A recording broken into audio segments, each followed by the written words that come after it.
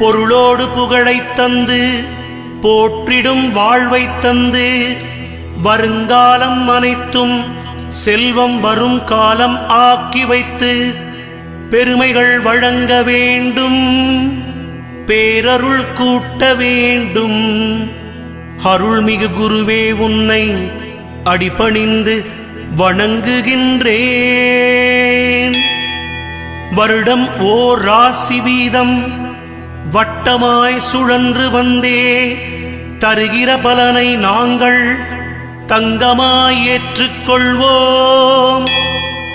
வருகிற நாட்களெல்லாம் வசந்தமாய் மாறுதற்கே அருள் தரும் உனது பார்வை அனுதினம் எமக்கு வேண்டும்.